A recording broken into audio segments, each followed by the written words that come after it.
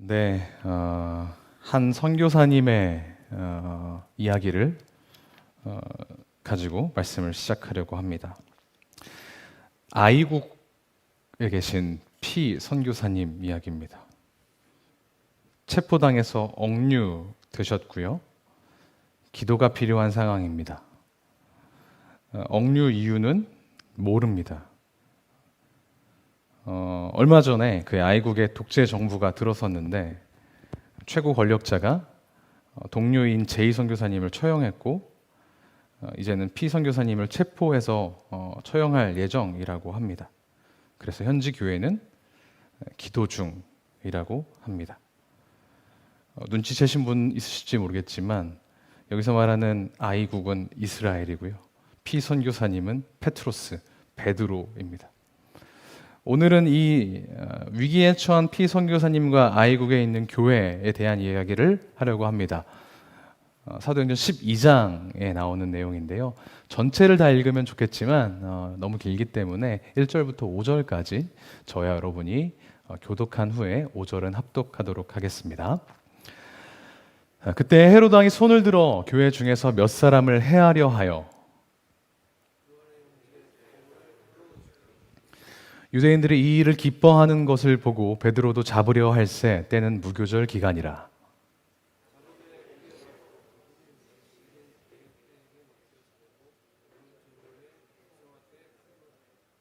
네, 한 목소리 읽습니다. 이에 베드로는 옥에 갇혔고 교회는 그를 위하여 간절히 하나님께 기도하더라. 네, 서두에 조금 충격적인 뉴스로 당혹스러우셨다면 네, 심심한 사과의 말씀을 전합니다.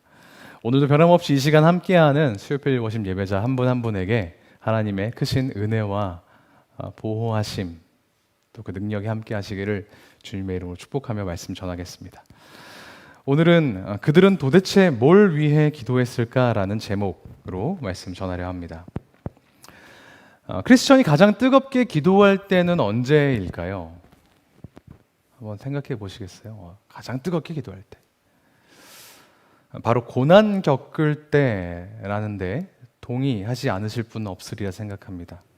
특히 오늘 같은 주중 예배에는 평소에 예배를 섬기기 위해서, 예배를 지키기 위해서 이 자리에 나오시는 분들도 물론 계시지만 오랜만에 나왔거나 아니면 처음으로 주중 예배의 문을 두드리신 분들은 아마도 좀 감당할 수 없는 고난과 어려움을 겪거나 아니면 하나님께 위로받고 싶어서 오시지 않을까 그런 생각을 많이 하게 됩니다.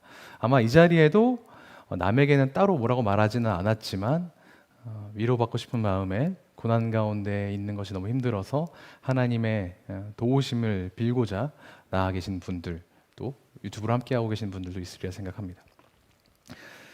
그렇다면 오늘 기도하는 가운데 하나님의 응답을 경험하실 수 있게 되기를 주님의 이름으로 축복합니다. 어떤 철학자는 인생은 고통이라고 이야기했다고 합니다. 어떻게 동의하십니까? 저는 개인적으로 좀 과하다 이렇게 생각을 하는데 고통까지는 아니더라도 고난과 어려움으로 점철되어 있는 건 맞는 것 같습니다. 청년 세대 이야기를 좀 해보죠. 진로나 취업 이야기는 이미 디폴트로 깔려 있고 문제는 그 힘든 문을 뚫고 취직이 되어서도 사내 정치나 아니면 관계 문제, 과중한 업무 때문에 워라밸이 무너지는 문제 때문에 괴로워하는 것들을 많이 듣곤 합니다.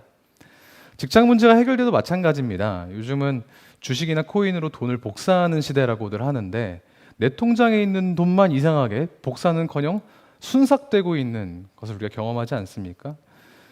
몇 달 전 기사인데 서울에 있는 아파트 한 채를 사려면 자그마치 18년 동안 한 푼도 안 쓰고 연봉을 꼬박꼬박 모아야 간신히 아파트 한 채를 살 수 있는 시대를 우리가 살고 있다고 하는데 그렇게 되다 보니까 빚이 한 푼 없더라도 결핍을 느끼는 게 당연한 시대를 우리가 살고 있는 것 아닌가 합니다.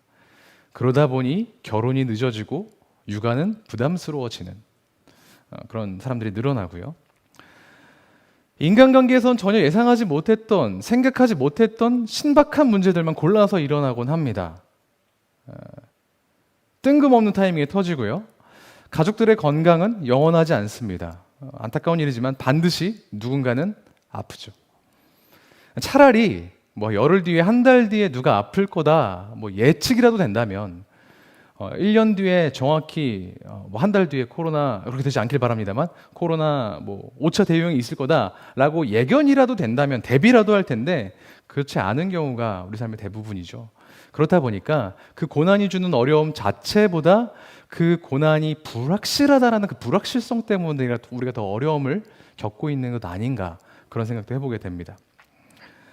오늘 본문에서 교회도 이와 같은 갑작스러운 고난을 겪습니다. 분봉왕 헤롯이 교회를 탄압해요. 예상치 못한 공권력의 종교 탄압이죠. 물론 오늘 본문이 사도행전 12장 이전에도 교회는 여러 가지 탄압들을 받았습니다만 그건 같은 유대인들끼리 종교 재판을 하는 것에 가까웠다면 이제는 로마 제국하에 위임받은 권력, 공권력, 국가 권력이 개입하기 시작한 거예요. 2절을 보니까 헤롯 왕이 교회 중에서 몇 사람을 죽이려고 했고 실제로 요한의 형제인 야고보를 죽였습니다. 전승에 따르면 목이 잘리는 참수형을 당했다고 알려져 있어요. 이걸 보면서 보통 우리는 교회가 핍박당했다라는 서사가 너무 익숙하기 때문에 핍박당했구나, 힘들었겠구나 하고 쉽게 넘겨버리기 쉽지만 사실 이건 굉장히 이례적이고 심각한 문제였습니다. 헤롯이 교회를 탄압한 인거는 굉장히 개인적인 이유였기 때문에 그렇습니다. 왜 그랬을까요? 별거 없었습니다. 유대인들의 지지를 받고 싶었기 때문에 순전히 자기의 이익을 위해서 크리스천들을 희생양으로 삼았던 거죠. 정치적인 입지를 다지기 위해서요. 정의롭지도 않았고 현명하지도 않은 그냥 폭력 그 자체였습니다. 차라리 헤롯이 본인의 신앙이나 신념, 유대교 유대인들처럼 신앙이나 신념에 따라서 교회를 해치려고 했다면 교회가 차라리 그 핍박을 예측이라도 했을 텐데 갑자기 이 사람이 이러는 이유를 초대교회 교인들은 전혀 알 수가 없었죠. 그래서 이유도 모른 채 당할 뿐이었습니다. 그렇기에 오늘 본문에서 예루살렘 교회가 당했던 그 고난은 우리의 삶에 있는 고난과 크게 다르지 않습니다. 예측할 수도 없고 대비할 수도 없는 갑작스러운 고난이었죠. 예수님의 12제자 중 요한의 동생인 야고보는 이미 죽었고 수제자였던 베드로는 감옥에 갇혀서 일주일 뒤면 처형당할 위기에 놓여 있었습니다. 이런 이해할 수 없는 고난 속에서 교회가 선택한 방법 예상하기 어렵지 않죠? 기도였습니다. 교회가 베드로를 위해 간절히 기도했다고 사도행전의 저자인 누가는 기록합니다. 그런데 사실 이 본문은 기도하면서도 믿음이 없는 사람을 저격하기 위한 본문으로 사용되는 경우가 많습니다. 교회 사람들이 기도를 하긴 했으나 그 기도에 합당한 믿음은 없었다라고 보는 견해가 그건데요.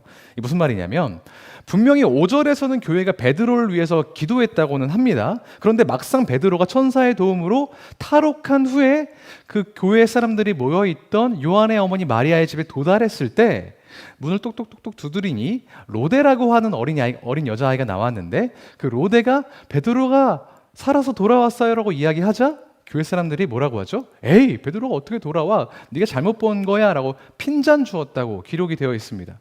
그러니까 대부분의 견해들, 상당수의 견해들은 초대교회 사람들이 베드로를 위해 기도하기는 했으나 그 기도가 이루어질 것이라는 믿음은 없었던 것 아니냐 이렇게 지적을 합니다. 마치 수양회를 위해서 기도하고 아우리치를 위해서 기도해서 비가 안 오도록 기도하면서 우산과 우비는 꼬박꼬박 챙겨가는 사람들을 비판하면서 우리의 믿음은 비가 안 오기로 위해 기도했으면 우산 두고 출발하는 거야 이런 식으로 활용이 되었다는 거죠. 여기 계신 분들도 그런 이야기를 적어도 한 번쯤은 들어보셨으리라 생각합니다. 그런데 과연 초대교회 교인들이 그렇게 믿음 없는 사람이었을까요? 오늘 본문은 믿음 없는 그 초대교인들을 지적하기 위해서 기록된 말씀일까요? 그 사람들은 정말 베드로의 석방이나 탈옥을 위해서 기도를 하긴 한 걸까요? 그걸 알아보려면 이 사도행전을 쓴 누가가 어떻게 기록을 했는지 성경이 어떻게 평가를 내리고 있는지 살펴보면 될 것입니다. 누가는 16절에서 보니까 교인들이 베드로를 보고 깜짝 놀랐다라고만 건조하게 기록합니다.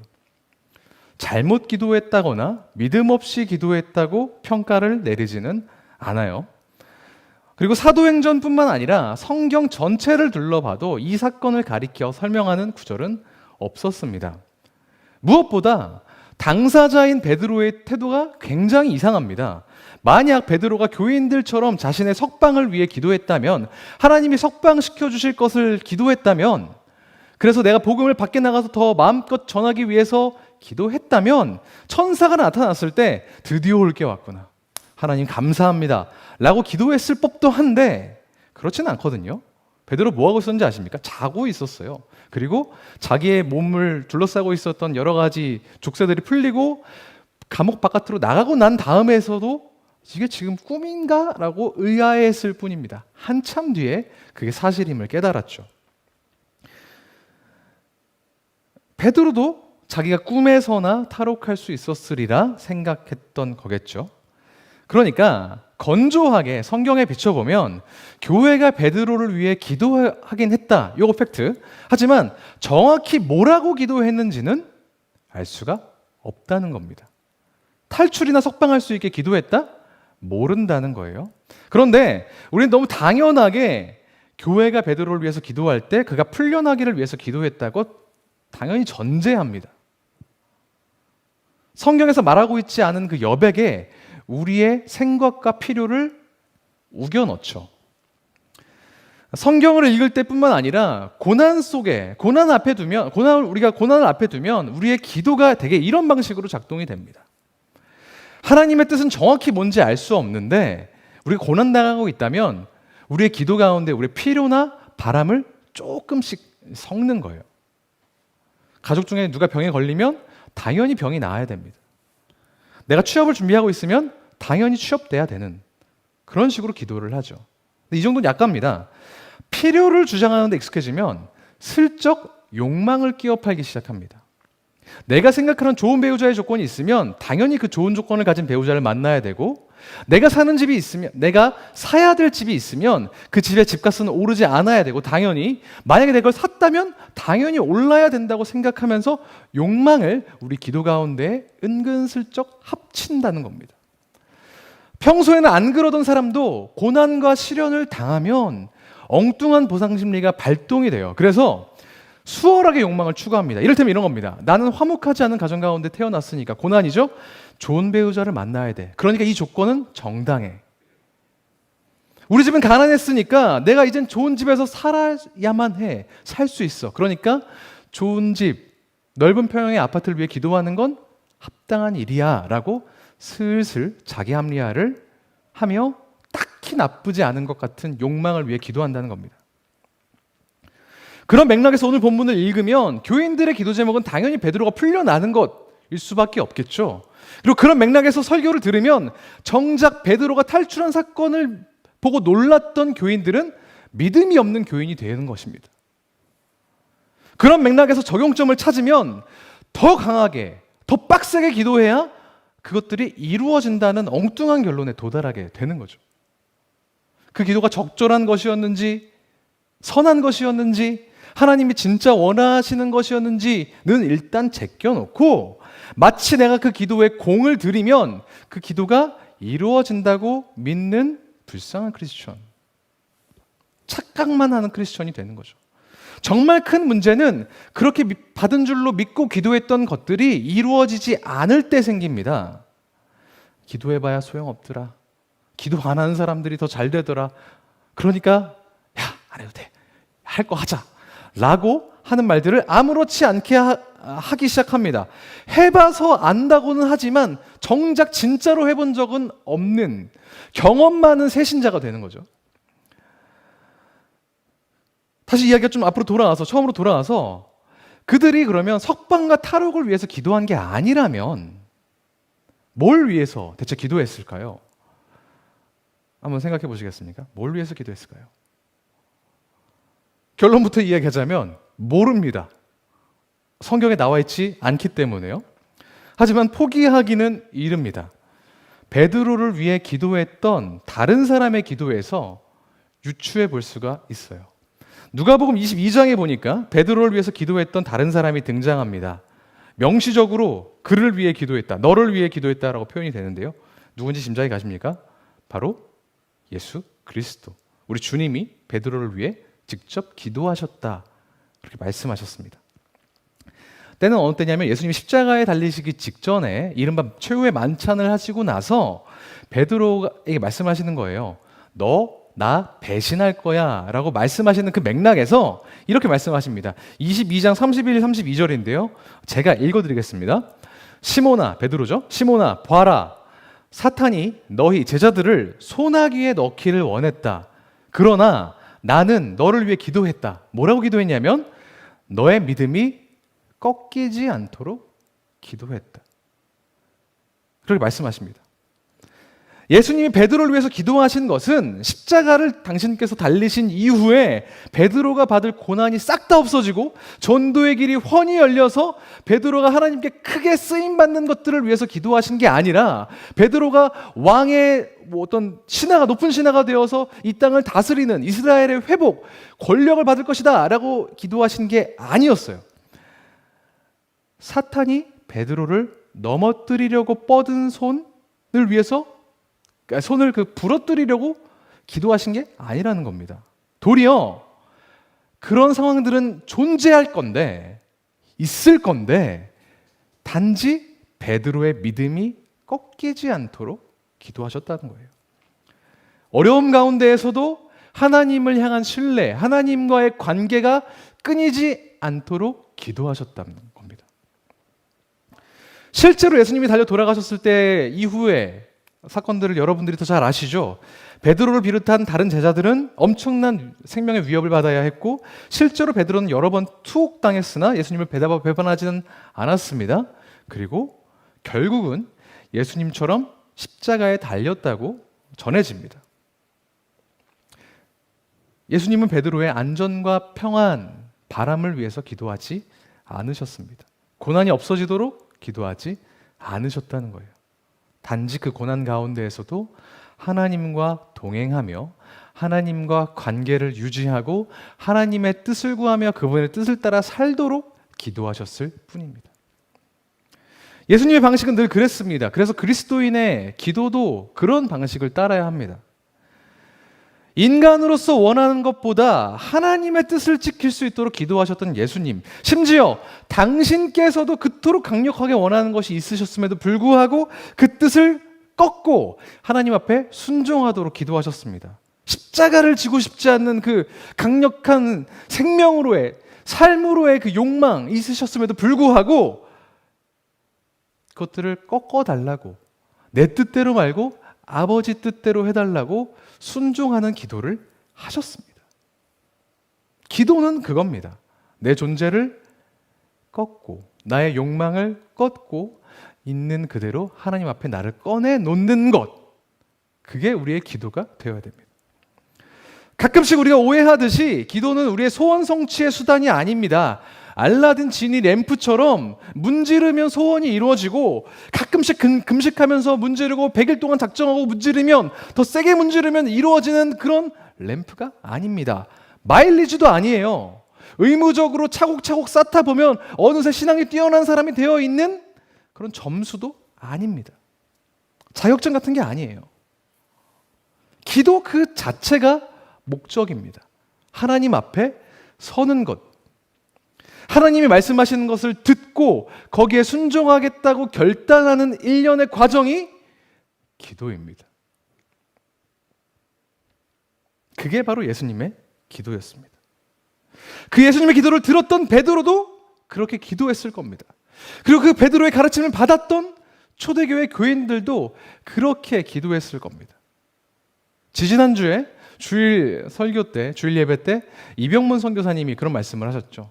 선교사님들이 코로나19로 팬데믹으로 어려운 상황 가운데에서 가장 먼저 기도하는 것은 내가 코로나 안 걸리게 해주세요가 아니라 나를 통해서 이 어려운 상황 가운데서도 복음이 전할 수 있도록 힘을 주십시오라고 기도한다고 들으셨잖아요. 교회가 베드로를 위해 기도했다는 것은 아마 그런 기도였을 겁니다. 지금 당장 닥친 문제가 해결되기 위해서 하나님 바지구덩이 잡고 내놔라고 얘기하는 게 아니라 그 가운데에서도 하나님의 뜻이 무엇인지를 확인하려고 하고 그 뜻대로 살겠다고 결단하는 것, 그렇게 하나님의 뜻을 이루어 달라고 이야기하는 것, 그렇게 필요 없지만 승인해 드리는 것이 우리의 기도인 것입니다.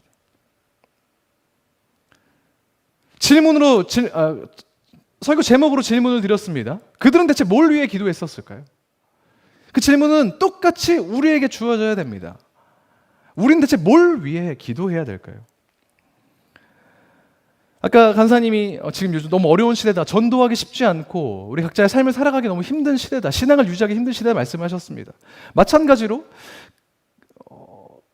교회 안팎에서, 가정 안팎에서 벌어지고 있는 수많은 일들, 또 이 시대 가운데 벌어지고 있는, 또 우리 청년 세대가 가지고 있는 어려움들이 있습니다. 그 고난과 아픔 속에서 우리는 대체 뭘 위해 기도해야 될까요? 혹시 그 어려움을 해결하기 위해서 이 자리에 나오신 분 계시다면 대체 뭘 위해 기도해야 되겠습니까? 그 꼴도 보기 싫은 사람 멀리 전출 가게 해주세요. 아니면 아파트 이번에 청약 넣었는데 당첨되게 해주세요. 결혼할 수 있도록 해주세요. 취직 이번에 시험 넣은 거 되게 해주세요. 이렇게 기도해야 되겠습니까? 문제와 고난에 매몰되고 그것이 해결되기만을 바라는 그런 기도, 가짜 기도가 아니라 방향까지, 방법까지 결정해놓고 하나님한테 주문서 내놓듯이 이야기하는 그런 기도가 아니라 그 과정 가운데에서도, 어려움 속에서도 나는 하나님을 바라보고 하나님의 뜻을 구하며 살겠습니다 라고 결정할 수 있는, 그렇게 결단하며 선언할 수 있는 그런 진짜 크리스천인 되시기를 예수님의 이름으로 축복합니다. 하나님과 함께하는 그 자체, 하나님 앞에 나의 삶을 꺼내놓는 그 자체, 아무리 어렵고 힘든 고난이 찾아와도 하나님 앞에 서는 기도의 본질을 바로 세우는 그런 피로십 예배자 되시기를 주님의 이름으로 축복합니다.